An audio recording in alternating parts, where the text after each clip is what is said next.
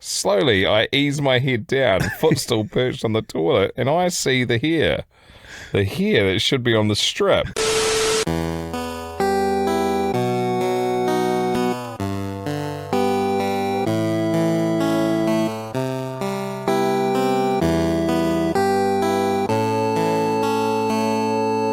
How are? Welcome to the podcast. This is Not For Radio, you absolute weapons. Thank you for choosing us in for the Friday edition. For those that are new to the podcast, welcome on in. My name's Duncan Rene Hyde. That's Jay Jonathan Reeve. Jay tried to have a formal education and got caught copying, so didn't end up being a teacher, and now he's here. I didn't like Brick Lane and fucking fell into radio because I liked eating sausages at the free sausages. What do you mean? I can go and fucking drive work you around and then fucking hand out free sausages? Fucking count me in, dog. That is the greatest summation of both of our lives to this point, and we fucking love it. This is, as you probably just heard then, this podcast is going to have a couple of swearsies in it. We get a little bit fast and loose, and it couldn't be done.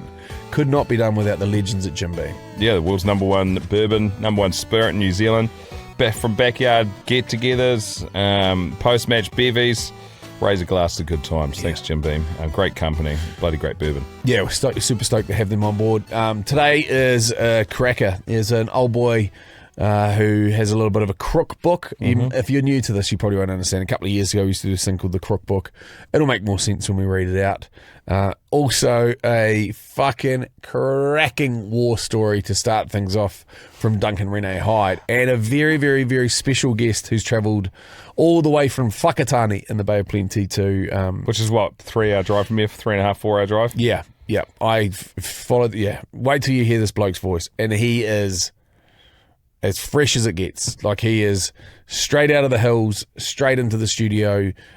Just such a pleasure to be around, and such a talent, such a beautiful voice. And he's sick, and he's still fucking turned up. He told us to go fuck ourselves. Yeah, it still sounded amazing. So we're going to have an episode lined up for you today. And before we get into it, the first war story, I just want to say, and you'll hear me say in a couple of minutes, how good is the use of the word hoo-ha? Also, if you're checking this out on Spotify or some form of a video platform, you'll see me looking rather resplendent in our Not For Radio caps from Country Trucker Caps, the fucking greatest hats that you can ever put on your head, and they will be up for sale ASAP. There's very limited numbers because we don't have a lot of money, and as a result of that, the Sniper Elite get first bite of the cherry. So if you'd like to upsize your combo for fucking basically $1 an ep, or less than $1 an ep. If you're in the UK, it's about fucking 10p an ep. Well, you also unlock about 270 free episodes, which are ad-free as well. If you do become Sniper Elite, and heaps of you guys have been, we appreciate it. It's the best way to support us.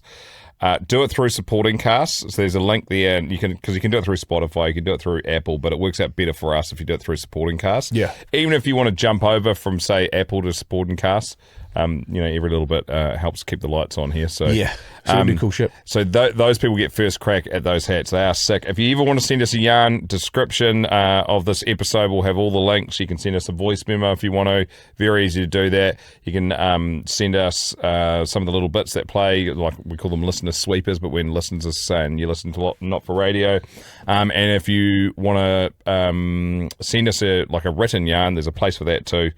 Then obviously the link to become Sniper Elite too. Hoo-ha! Enjoy the podcast. Attention snipers! Gear up and hold your positions. It's time to load up some war stories. Your tales from the front line, brought to life. Prepare to fire. For those watching this on Spotify, we've got the lounge set up. I'm feeling very formal, such a little bit school kiddie. Yeah. We're going to do sweet Larry. Like we said at the start, just a couple of war stories. Then we'll get on to our guest, who's awesome. This one's anonymous. And I can see why. Beauty is Pain from New South Wales. Hello, fellas. Have I got a funny story for you? Waxing the hoo-ha. Oh, fuck. I always wondered, and this is somebody that works in the beauty industry will be able to tell us. Buddy of mine, let's call him Joshy, because that's his fucking name. He gets a back sack and crack on the reg. And if you, say for example, you had to wax my arm, that's a straight, it's definitely not taunt. But that'll wax fucking way easier than a ball bag. And there's a Pull it point. tight, mate. Yeah, but how? Like, at what point? Like, do you wax all the way around the nut? Because it's got to go round and then back. And it'd fucking tear it off your body, I reckon. And the more, and once again, the more you pull on, say for example, if you go like this on your skin for long enough, that'll get pretty saggy. Yeah. So if you're fucking starting yourself like a lawnmower every time you're getting your hoo-ha waxed, surely it must end up becoming like a set of Indian elephant ears. See, I don't know these things. I'd imagine laser wouldn't be much of a better option. That would be painful. I don't know, man. Yeah, my wife has no hair anywhere. She is not a hair follicle on her body, so I don't know these things. If you wax, respect. Hello, fellas. Have I got a funny story for you? Waxing the hoo-ha for everyone on MD, but especially for Name Removed, in honour of your blog today. This is a great joke about waxing for you. All hair removal methods have tricked us with their promises of easy, painless removal. Is it the epilator? Yeah, or the epilator. Oh, fuck me. So the epilator was a set of like blades that go round like tweezers and they just pluck the whole way, so they're offset. So my fucking mum, you know that bit on the back of your head there and you pull that? You know, remember you used to have hair back then? You pull that. Some back there. And you pull it up on the back of your neck and it hurts like a bastard. Mum would cut our hair at home. She's like, I'll give you a little bit of a tidy up on the back there and hit it with that. And it's like fucking pluck, pluck, pluck, pluck, pluck, pluck, pluck. And it fucking hurt like a bastard. Scissors, razors, and now the wax. I think something else. At night, my night began as any other normal weeknight. Come home, fix my dinner, play with the kids, and I then thought that would ring painfully in my mind for the next few hours. Maybe I should pull the wax out of the medicine cabinet. So I headed to the site of my demise, the bathroom. It was one of those cold wax kits. Oh, yeah. No melting a clump of hot wax. You just rub the strips together in your hand. Then they get warm, then you peel them apart, then you press them onto your leg or wherever else, and the hair just comes right off. No fuss, no mucking around. How hard could it be? I mean, I'm no girly girl, but I'm mechanically inclined enough that I can figure it out. Yeah, I think? So I pull one of those thin strips out. It's two strips facing each other, stuck together. Instead of rubbing them together, I get the hairdryer out and I heat it to 1,000 degrees. I skipped the instructions and did it my way. Cold wax my rear end. Oh, how this phrase haunts me. I lay the strip across my thigh, hold the skin around it tight and pull. Okay. So that wasn't the best feeling in the world. It wasn't too bad. I can do this. Hair removal no longer eludes me. I am She-Ra, fighter of all wayward body hair and smooth skin extraordinaire. With my next wax strip, I move north. After checking on the kids, I sneak back into the bathroom for the ultimate hair fighting championship. I drop my panties and place one foot on the toilet. Using the same procedure, I apply the wax strip across the right side of the bikini line, covering off the right half of my vagina and stretching down to the inside of my butt cheek. Yes, it was a long strip. I inhaled deeply, embraced myself. Rip! I'm blind! I am blind from the pain. Oh my God. Vision starting to return.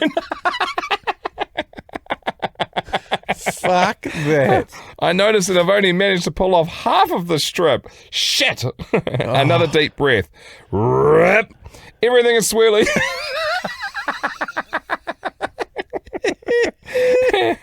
And my vision is going spotted. Fuck, that must hurt. Oh, is that crashing drums I can hear?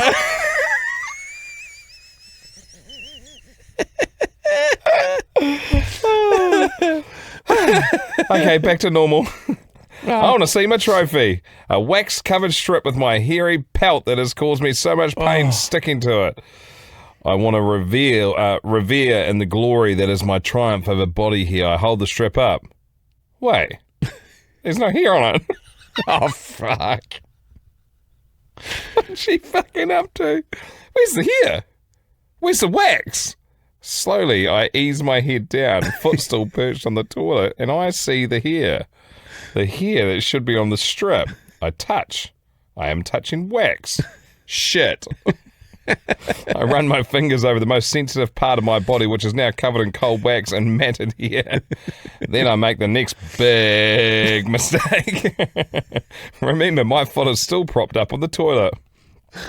I know I need to do something, so I put my foot down. Damn, I hear the slamming of the cell door.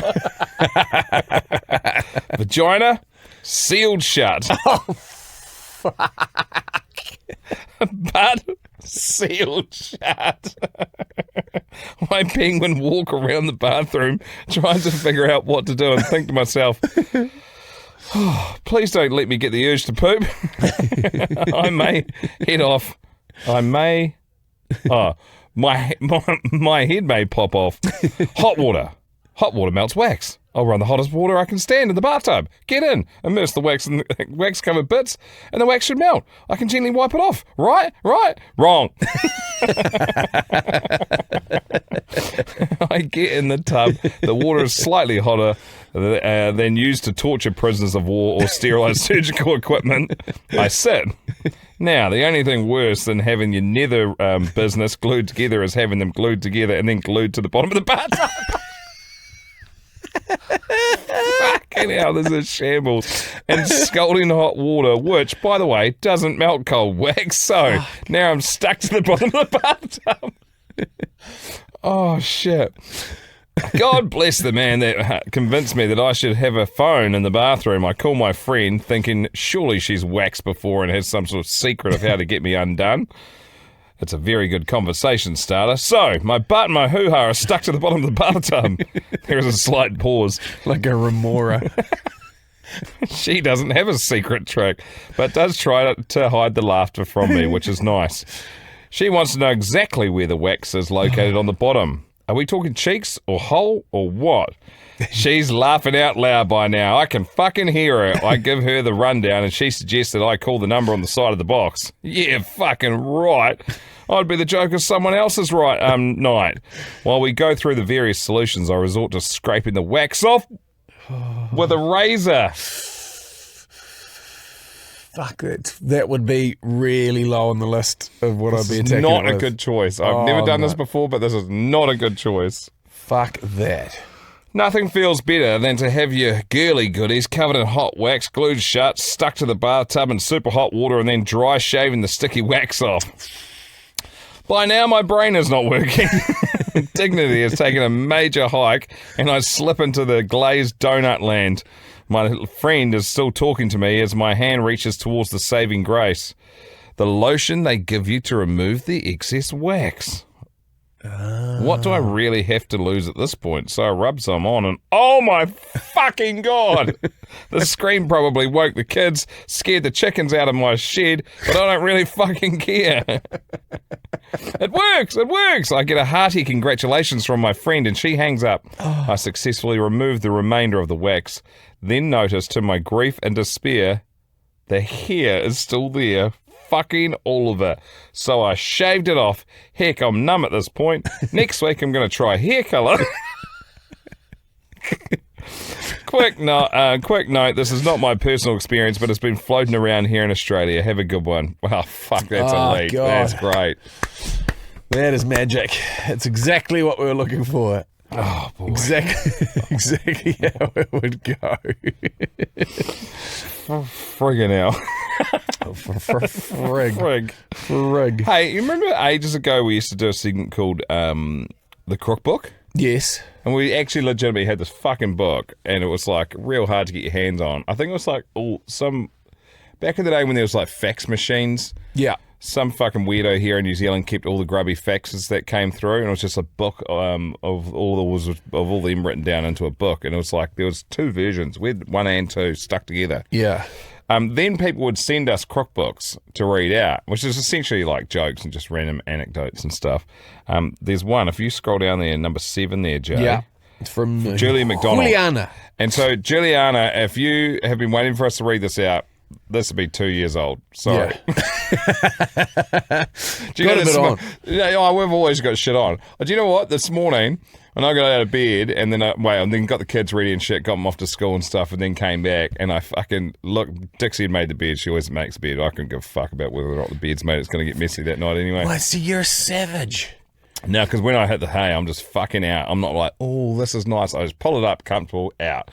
And so I was like, I looked at that when I walked into our bedroom. I was like, that's really, it does look good when it's made. Fuck yeah. I can appreciate that. That's the Tibetan monk thing. That's all I do.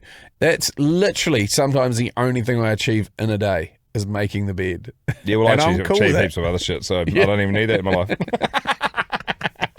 And then I look down, and this fucking sums up where I'm at my life at the moment. And just, everyone's busy, but I feel like we're particularly busy at this point in time. And I look down, and there is my unpacked suitcase from fucking Melbourne from when we got back Monday. Half of it that I didn't wear over there, I've sort of worn throughout the week. And so there's a pile of dirty washing behind it and a fucking open suitcase right beside my bed. And I would have fucking walked past that 100 times this week. Haven't got to it. No shit. I reckon I've still got the bag that I packed to go to Noosa. Fucking like 2 months ago. That was in January. Yeah. You make me feel better. Always. Thanks, mate.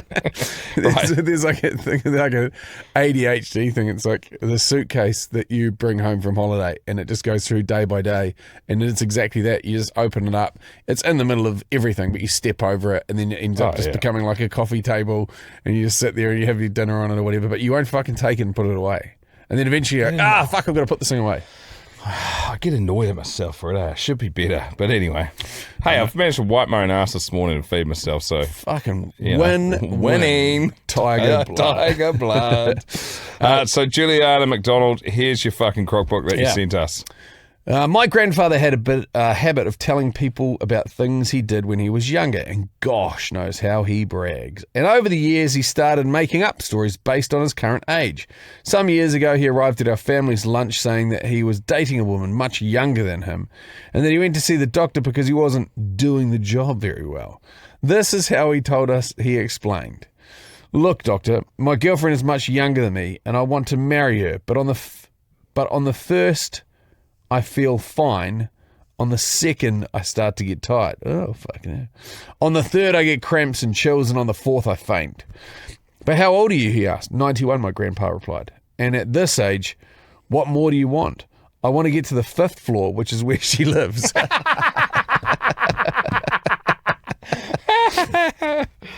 Oh, shit. Okay, we're going to get to our guest now, who was in about 20 minutes ago. And, oh, man, he's a dude. He's such a fucking dude. You've followed him for ages. Yeah.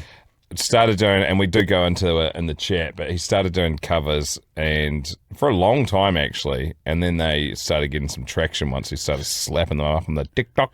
Well, we mentioned it in the chat, but it was a friend of mine based in London who first played his, and I just fucking deep dived it. So she put up this cover of Shania Twain's "You're Still the One," and you go, bloke's voice is incredible. It's angelic. Absolutely fucking.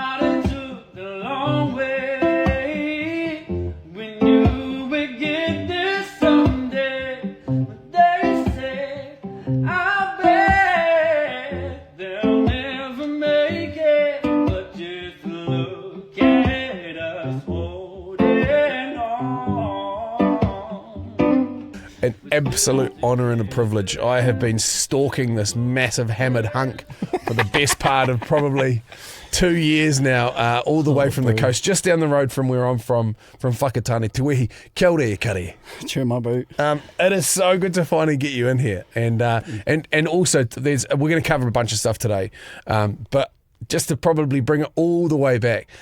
I don't even know the first time I saw you. I think it was an international person that I followed. I think it might have been David Beckham's manager's girlfriend, Roy Mata, Kiwi girl living over in the UK, was like, "This guy is going to sing at my wedding." And I was like, yeah. And it was, and the song was, it was Shania Twain, "Still the One." Yeah. And you're in this, like a cinder block, echoey, like beautiful reverb, and you just took like, even when I talk about it, we call it the wristwatch, where your hair stands up on end. I was like, who the fuck is this guy? And that's when I peppered you. I was like, mate, where are you at? Whakatane. So in Whakatane, in the Bay of Plenty, the absolute paradise, mahi for you is you're a fencing contractor, hence the reason why you're such a big bastard. I don't know, but yeah, well, that I was anyway. Yep. Yeah, that was me, bro. And so in the space of the last 12 months, because that's pretty much what it's been, your whole world has completely been flipped upside down. Bro, yeah. Do you like it? Like how rapidly that's happened? Yeah, probably. Yeah, I don't know, bro. Yeah, it is what it is. You're just rolling with the punches. It is what it is, bro. Yeah. Because was it ever the intention? Never the intention? Because it just went from 0 to 100 real quick. Yeah. Fucking TikTok, like, bro, that's what it was. Crazy, Yeah. You don't know what's going to stick, and you get like 1 million views overnight. You're like, how the fuck has that happened? I've had like videos that have been on there for like months, and then all of a sudden they just go boom. Crazy. Yeah. So it's just like having lines in the water, and you never know what's going to get hit. Yeah. And so what was to take it all the way back to Whakatane? Whakatane born and bred? Yeah, pretty much. Oh, Edgecombe. Edgecombe, yeah. You know Edgecombe? Yep. Yeah. So you were born at the mill. Yeah. And pretty much. Grew up hunting in the outdoors, and is the family musical? It's sort of, bro. Yeah, it's a little bit. Listen, my grandfather, he's hard out musical, so I learnt pretty much everything from him. But everyone else can't sing or play an instrument. You're the diamond in the rough. Yeah. So like for like whānau get-togethers. It's not like a big everyone gets together and have a sing. It's just everyone gets together and has an argument, pretty much. And watches you sing. Yeah. You sing to calm them down. Yeah. And so where did you go to school, and then at what point did you go, right, I'm going to go and hike up and down hills with posts on my shoulders? Because that wasn't my first plan, eh? Like, I went to school at Trident High School. Yeah. Whakatane. Yeah. Went there and hated it, every second of it. Just wanted to go to play rugby. Yeah. And I was doing music like in high school, doing music there, but I kind of got bad grades in music, and they kicked me out of there. Have you? No, you don't want to go back and just tip that gorgeous leather cap of yours towards this music teacher that said you're a piece of shit and never amount to anything. I wrote a song about you too. Actually, Have you? It's called Unfortunately. Yeah, good on you. Yeah. It's quite funny though, because it's like music for a lot of people, like they do it for the enjoyment, and that's the good thing about music. You get to do it your way. Yeah. And then doing a fucking music class, and they're like, no, you try this, and you have to hit these markers that aren't markers. It's not why you do it. Yeah. So no wonder, like, I reckon heaps of people will get that, because there's a certain amount of freedom that comes with being a musical artist, I'd imagine. Yeah, I suppose so, yeah. Would you have your guitar out with you? Is it one of those things? I imagine it used to be. Yeah, I imagine that it would be one of those ones that's always just slung over your shoulder while you're fencing. You know, this is just an AI interpretation of what's going on. Set of stubs, cowboy boots on, leather hat, guitar over the back, just muling, just wiping the brow, swing it round straight into the whiter. Exactly, bro. Pretty much that. A nail on the head, brother. Like a Māori musical superhero. And on the Māori part of it, because there's music and Māoridom are so interlinked, such a massive part of the culture. It's a sort of whare tapawhā, if you want to, what makes up Māoridom for people. And it's not a commodity that's traded. And now you find that you're thrown into this commodified world of you're going through contract negotiations, and you're dealing with snakes and fucking spiders and all the rest of the music industry. I'm not saying that that's everyone, and it's probably a bit more decentralized now that you're kind of an independent artist. But when all of a sudden, how quick were people hitting you up, and what were they saying? Because everyone has the same line, oh man, I'm going to take you to the fucking stars. Yeah, I had a few of those, bro. I had a few of them, but I don't check my messages, I'm useless, bro. Like, I'll see a message on Instagram, I go, I should reply to that. I'll reply to it in 10 minutes. And then it's gone, bro. I never think about it ever again. Yeah, fuck. Could have opened up for Luke Combs when he came, but I didn't check the messages. Because that was the initial conversation that I was trying to link you up with Teddy Swims when he came through. Yeah, because he came through, and it was almost like he was known, but he played out here to 40 people. True. And then the next time he came back, it was a sold-out nationwide show, and Yeah. and that's how quick the music thing goes. Yeah, fuck, he's the man too. Great voice, but Yeah. also like I reckon that you guys would have done something pretty spectacular Yeah. together.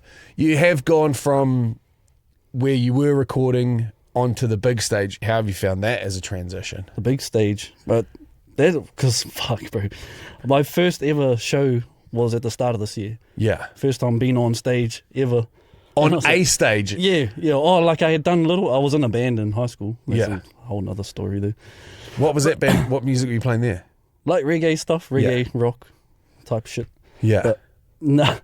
So my first ever time jumping on stage and singing, just with me there with the microphone, was in March, I think it was. Fuck, we're only in November. Yeah. and that was a Crazy. big. And that was scary. and the crowd was we were at Lily World. yeah. So the crowd was fucking mean there. It was a vibe, bro. It was skunky. And so what do you remember about that first gig? You would have been obviously shitting your pants, but Yeah. then, and I'm assuming it went relatively well, and then... It felt like it just went real quick, like straight away. I was off stage and like, fuck. Did you? And after you had time to process it, like Yeah, where was your well- head at with it? You're like, fuck, I want to do more of that, Yeah. or I enjoyed it, or No, I enjoyed it. After that, I was So- like, I can do this, bro. Because beforehand, I was just doubting myself the whole time. Like, fuck, nah, I don't think I can be a performer. And then I jump up, do that, get off stage. I'm like, fuck, let's go. Yeah, it's that. That's what they call imposter syndrome. You're like, you see everyone else do it, and you go, "There's no way I could do it." And then when you're up there, that's the person that everyone else is Yeah. looking at. Like you are now that person. Like same in sport, same in anything, in business and in life, whatever it is. When you see someone performing at a level, and you go, "Fuck, I wish I could do that." Well, the difference between you and that person was probably 20 meters between Yeah. you and where they're standing on the stage. Yeah. And so, what will probably happen now is you get washed down the musical river, and everything's going to blow up, and it's you're going to be fucking helicopters and 30 houses, and you're going to have every single added extra on the 4B now. It's 3,000 LEDs around. It's going to look like the fucking sun rolling through the bush. Different hunting blocks all over the place. Yeah. yeah, fuck, ain't that the I know. truth? I got a question at the Gizzy show from someone that I just done recently, and Yeah. they were just like, how did you get to where you are? Like, give me the steps of. And I was like, bro, you got to do it yourself. Yeah, Hey, Yeah. like- So that would be the advice that you would give young Māori coming through. Yeah. Stick at it. Yeah, go for it. Don't change who you are. Just be who you are. Don't try and be like fucking that cunt over there. Yeah. just be yourself and fucking go for it, bro. Don't stop. Is it as hard as it looks? Is No. it as Nah, I don't know. or is there a recipe? I suppose the recipe is just be fucking consistent and do it. Keep doing it. What, like if you're enjoying it, right? Yeah. That's easy Yeah. because you want to do Because it. you want to. Yeah. yeah. Yeah, has it become it was fun in the beginning. Has it become a job now? Nah. So No, I don't think it ever will. Because I'm like an addict at heart, and I'm just addicted to making music. So it's like, now everything's just fun the whole time. Is there heaps of work that you've built up? Because you were doing those cover videos for 8 years before Yeah. anything kind of took off. So over that space of time and over probably the time that you've been making music even from high school, there must be a body of work that you might look back over and go, that's fucking Kurotaki, and this one will take that, and this one will leave, and this one will build up, and this one will bin. Have you got like a truckload of music that's just waiting there, getting ready to be released? Way too much, bro. Way too. I got like 50 songs that are like snippets and like long versions, but there's heaps waiting there, and I'm like, this is trash, bro. We'll leave that. I'll come back to it later. I might be able to make it into something. It's got something there. that's so Is cool. it thoughts making like an album in the making? Yeah. That's the next mission, I reckon. Yeah. Like an album. Oh, I'm not too sure yet what I'm gonna do, but Dream setup, like proper blue sky. Where would you be recording it? Who would be producing it? me. Yeah. Nah, dream. Honestly, bro, if I had the dream, I would just do everything from home. If I had all the gears myself, I'd figure it out myself. I was watching you on another podcast, and I think they were asking you about, what the plan is, and you're just like, fuck, I'll just keep swinging for the fences, and if I keep getting home runs, Yeah. then I'll keep turning up. I'll just keep going, bro. I'm just riding that wave, bro, until it fucking fizzles out to nothing. What was the first song? How many covers had you posted? Acoustic covers, which is, I mean, I think you got the guitar. You might play one for us in a bit. How many had you done before one sort of blew up and you're like, oh shit, that's Heaps. gone? Yeah, Yeah, heaps, bro. I've been posting for years, like on Instagram and that. yeah. Facebook, been posting for like maybe like 8 years, but I got nothing. No from traction. It. Yeah, nothing. And then I went on TikTok, and then I think my second video that I put on there sort of got like maybe like 6,000 likes. I don't know how many views, and I was like, "Fuck, this is crazy, bro." I like TikTok. Yeah. So I just kept posting on there, and everything just kept on rising. Because, and that might have even been how it came about, is that she saw a video, that friend of mine, Roy Mata, saw a video that had your song that was underneath it at like a wedding or something. So they cut your true. song underneath that cover underneath it. You get paid for that? And then she went back and back and back. No, he's getting paid, then Shania's going to be getting paid. Yeah. Handy though, she's a massive block of land down south. Yeah. She's got half a Lake Harwood. Ring her up. Yeah. You want some good hunt? You were hunting this morning. Yeah. Were you? Yeah, bro. Yep. Whereabouts? I got a bit nervous for all these interviews. So I was like, oh, fuck. I'm just going to go run the dogs. And then running the dogs turned into fucking going for a hunt. Where was that? Oh, I live on a block. My missus' farm. It's like, I don't know, bro. Acres. Yeah. Heaps of acres. Thousands. And I just went out there. Fucking bro. So that's out the back of Whakatane? It's in Or like Edgecombe? like Maratai area. Oh, I mean. Yeah. Out the back of there. Awesome. Funny. Big native block. Yeah. And then you go from that to this. What is your missus thing? How long have you been with her? She's fucking just, she's beautiful, but she's like, fuck. This question's funny.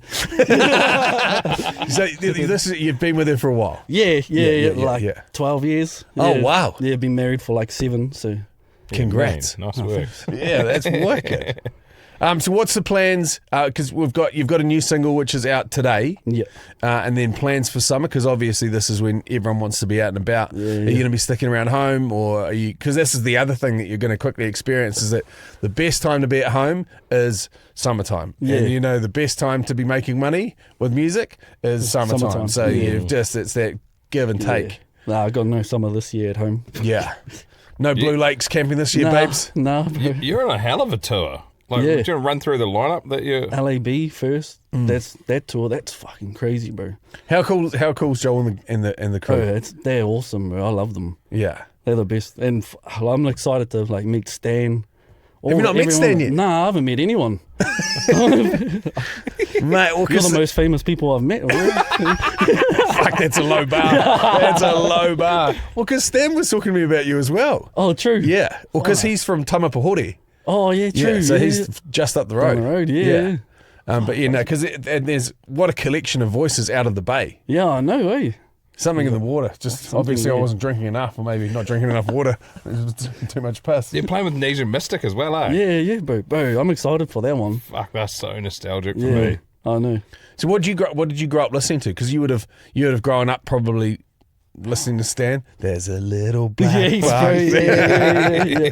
And then LAB more recently. Or Cora, Quarter and Nesian Mystic, mate. They were the biggest thing. They were huge once upon a time, eh? They're the biggest that I can remember from when I was a kid. Yeah, 20 years ago they were massive. Yeah. Massive. We had them playing MTV My Sweet 16. Oh, Like, true. yeah. What? Down So the someone bottom. had a 16th birthday Yeah, and we then threw- they played. Yeah, they were like the surprise act. It's like an MTV. They did them like all over the world. They did My Super Sweet 16, and they roll out these big elaborate parties. And so we had it on this floating building in the middle of the viaduct, and Nesia Mystic rolled out. I remember that thing.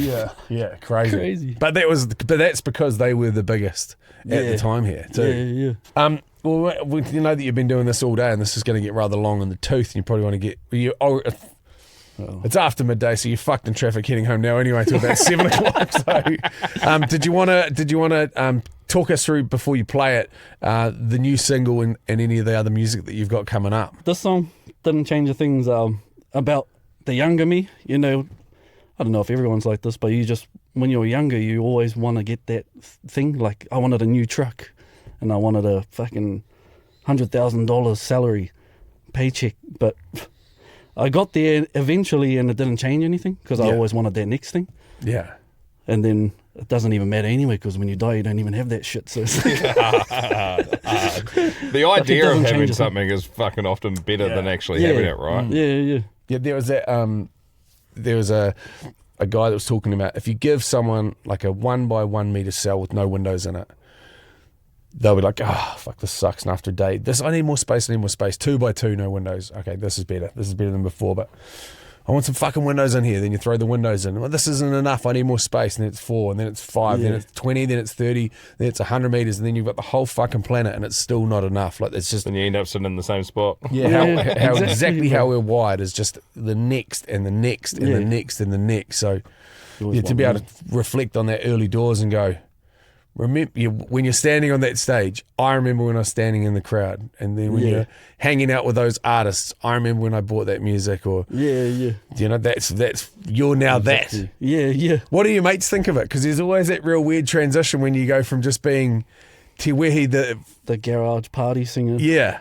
To to now to where he's got his name up with LAB Stan, Aradna, Nesian Mystic, Tiki. and Tiki Tani. Like, what the fuck? Yeah, they must buzz out, bro. Like, They haven't said anything to you? not really. They're pretty. Ask you for shouting drinks and everything? Do you think they're They ask for tickets every now and then. Yeah.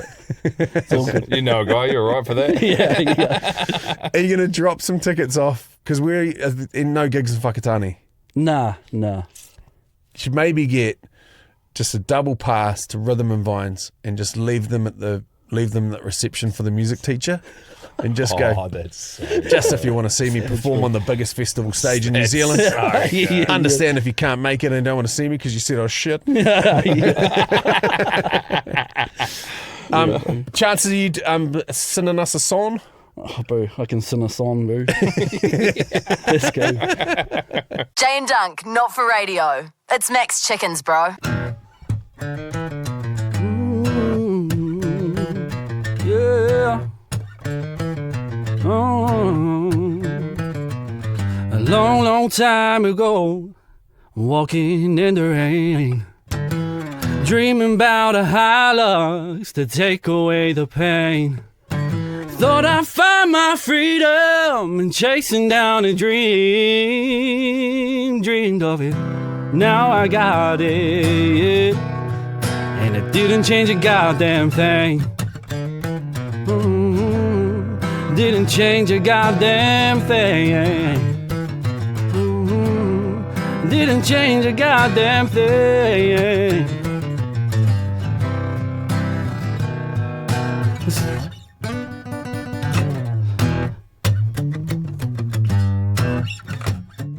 Has Jay mentioned growing up on a farm? Yes. There's a war, there's a war. There's a war in my head. No, I can't drink enough to drown the worry. The secrecy has got me in the way. Nobody can be blamed for these stories. Just the demons running around in my head. I call out to Mystic Mary. She will set me free. Well, please help me, Mary. And she said, tell me your secrets, don't keep them locked in your head. I tell you your freedom will come when you let go of them. Don't be a prisoner to your thoughts, let them see light again. Yeah, there's a war in my head. There's a war in my head.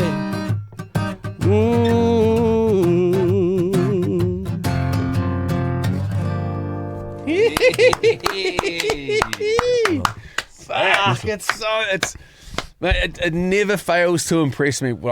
Like the vocal abilities and the musicianship that people have, and how some people have it, and fuck people like us, we just don't. Like, it's just there's not a fucking single musical bone in our body. It's hilarious.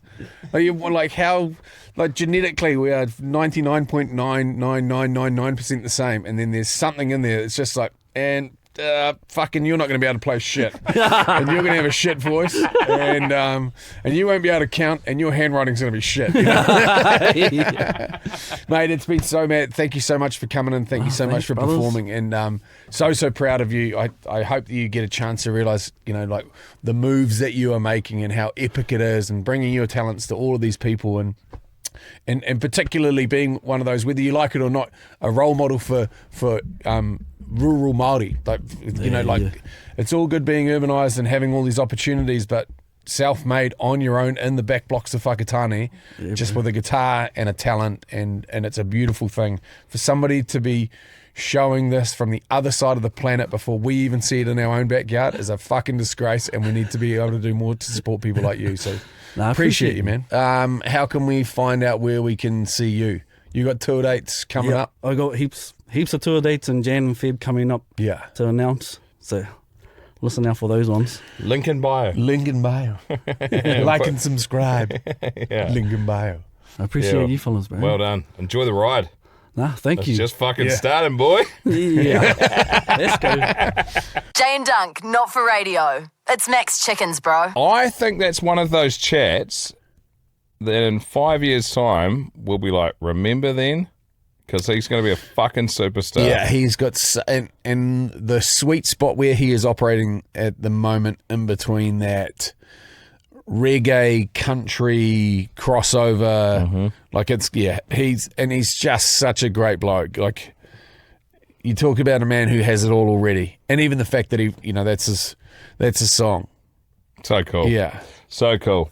Hey, that'll do for today's episode. Have yourself a ripping weekend. I'm assuming the Black Caps are playing this weekend. Feels like they're playing every day at the moment. Fuck it, one last night. How good was that? Unbelievable. By 3. Do you know what? Like, the Poms were over here before, and we didn't even fucking mention it or watch it. I just feel like I wasn't quite ready for cricket to start that early. Yeah. Like, and now I'm into it. I'm fucking following. I watched the whole game last night. I was sick, so I'll be watching that. There's probably UFC on Sunday. Kiwi Samoa. We're in at work again tomorrow to do some stuff for the summer break. And then Kiwi Samoa, yes, in the league. And then I'm just going to do nothing, bro. Like, I'm just going to stop for the weekend. I'm going to get fucking absolutely weaseled at a long lunch after we do that stuff tomorrow, and then go to the Pluto gig at Double Whammy. Oh, my man. My man. Cannot kill a cockroach, but I'm fucking pretty close. Thank you, Jim Beam, sponsor of the episode. Jim Beam embodies over 230 years of tradition, making every sip a taste of history, the world's #1 bourbon, the #1 spirit in New Zealand. We're bloody stoked to have you a part of it. Yeah. Have a great weekend. Go well, go long. And otherwise.